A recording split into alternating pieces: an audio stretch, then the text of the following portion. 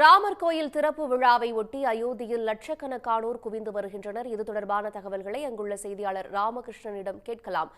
ராமகிருஷ்ணன், நம்ம முன்பே பார்த்தது போல நிறைய சாதுக்கள் அங்க ராமர் கோயில் திறப்பு விழா நடக்கக்கூடிய இடத்திற்கு சென்று கொண்டிருக்கிறத நம்ம பார்த்தோம். இதையும் தாண்டி நிறைய மக்கள் அங்க வரக்கூடும். இவர்களெல்லாம் எப்படி கட்டுப்படுத்தப்படுகிறார்கள்? விவரங்கள் என்ன?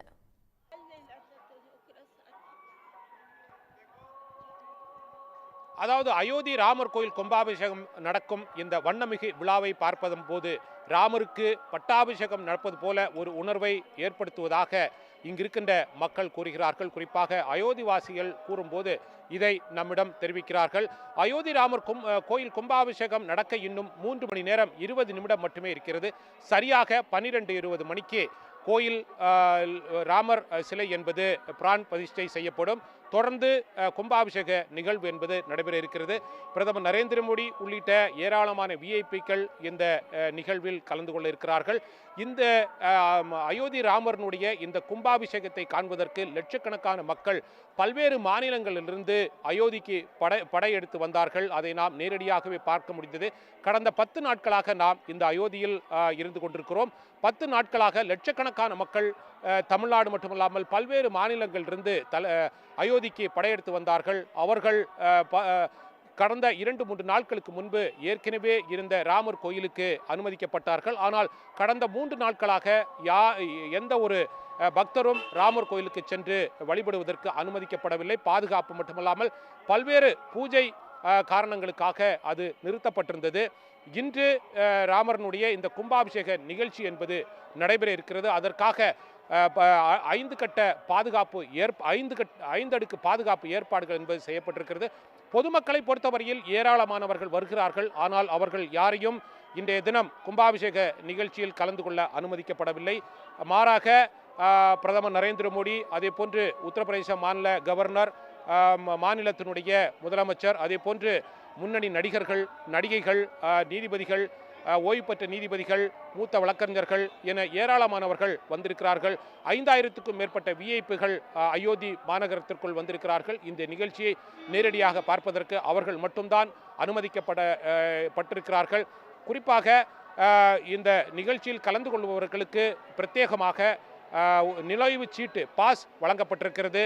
அது விஐபிக்களாக இருந்தாலும் சரி, சன்னியாசிகளாக இருந்தாலும் சரி, அவர்களுக்கு பிரத்யேக பாஸ் கொடுக்கப்பட்டிருக்கிறது. அந்த பாஸ் இருந்தால் மட்டுமே அவர்கள் அனுமதிக்கப்பட்டு கொண்டிருக்கிறார்கள்.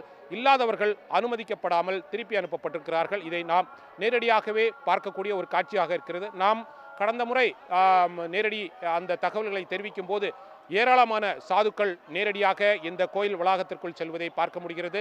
தற்போதும் அவர்கள் சென்று கொண்டிருக்கிறார்கள். இவர்கள் அனைவருமே 11 மணிக்கு முன்பு கோயில் வளாகத்திற்குள் செல்ல வேண்டும். அந்த கும்பாபிஷேக நிகழ்ச்சி என்பது சரியாக 12:05 மணிக்கு துவங்க இருக்கிறது. ஏனென்றால் பிரதமர் நரேந்திர மோடியை பொறுத்தவரையில் சரியாக 12:05 மணிக்கு கோயில் வளாகத்திற்குள் வருவார். இன்று காலை 9:05 மணிக்கு தலைநகர் டெல்லியிலிருந்து பிரதமருடைய சிறப்பு விமானம் என்பது புறப்பட்டிருக்கிறது. சரியாக 10:25 மணிக்கு அயோத்தி விமான நிலையம் வந்தடைய இருக்கிறது பிரதமருடைய விமானம். அங்கிருந்து அவர் ஹெலிகாப்டர் மூலமாக அயோத்தி கோயில் அருகே ஹெலிபேட் அமைக்கப்பட்டிருக்கிறது, அங்கு வர இருக்கிறார். சரியாக 12:05 மணிக்கு பிரதமர் நரேந்திர மோடி கோயில் வளாகத்திற்குள் வர இருக்கிறார். 12:05 மணிக்கு வரும் அவர் கருவறை அருகே செல்கிறார். அங்கு பூஜைகள் என்பது நடைபெற இருக்கிறது. 12:20 மணிக்கு இந்த கும்பாபிஷேகம் என்பது நடைபெற இருக்கிறது. பிரதமர் நரேந்திர மோடியை பொறுத்தவரையில் ராமேஸ்வரத்திற்கு சென்றிருந்தார். தமிழ்நாட்டில் உள்ள பல்வேறு முக்கிய ஸ்தலங்களுக்கு சென்றிருந்தார். ராமேஸ்வரத்திலிருந்து எடுத்து வரப்பட்டிருக்கின்ற அந்த புனித நீர் என்பது பிரதிஷ்டை செய்யப்படும் போது ராமர் சிலைக்கு விடப்படும் என்று சொல்லப்பட்டிருக்கிறது. அது மட்டுமல்லாமல் ராமர் சிலைக்கு மட்டுமல்லாமல் அந்த கும்பங்களிலும் கும்பாபிஷேகம் நடத்தப்படும், அந்த கும்பங்களிலும் விடப்படும் என்று தெரிவிக்கப்பட்டிருக்கிறது. பிரதமர் நரேந்திர மோடியை பொறுத்தவரையில் கடந்த 11 நாட்களாக விரதம் இருந்து கொண்டிருக்கிறார். 11 நாளாக அவர் இளநீர் மட்டுமே அருந்தியிருக்கிறார். அது மட்டுமல்லாமல் பிரதமர் நரேந்திர மோடி கட்டிலில் படுக்காமல் தரையில் படுத்து உறங்கினார் என்ற ஒரு செய்தியும் தெரிந்த ஒரு விஷயமாக இருக்கிறது. கும்பாபிஷேக நிகழ்வை பொறுத்தவரையில் பிரதமர் முன்னின்று நடத்துவதன் காரணமாகத்தான் இது போன்று அவர் விரதம் இருந்தார் என்று கூறப்படுகிறது. கும்பாபிஷேகத்திற்கு இன்னும் சரியாக 3 மணி நேரம் 20 நிமிடங்கள் மட்டுமே இருக்கிறது. கோடிக்கணக்கான மக்கள் ராமர் கோயிலினுடைய அந்த கும்பாபிஷேகத்தை காண காத்து கொண்டிருக்கிறார்கள். நேரடியாக வந்தவர்கள் அனுமதிக்கப்படாவிட்டாலும் தொலைக்காட்சிகள் மூலமாக அவர்கள் நேரடியாக தங்களது வீடுகளிலிருந்து பார்ப்பதற்கு தயாராகி கொண்டிருக்கிறார்கள் என்பதுதான் தற்போதைய முக்கிய செய்தியாக நாம் கூற முடியும். நன்றி ராமகிருஷ்ணன். அடுத்தடுத்த அப்டேட்களோடு மீண்டும் இணைவோம். தற்போதைய தகவல்களுக்கு நன்றி. உடனுக்குடன் செய்திகளை தெரிந்து கொள்ள சன் நியூஸ் பெல் ஐகானை கிளிக் பண்ணுங்க.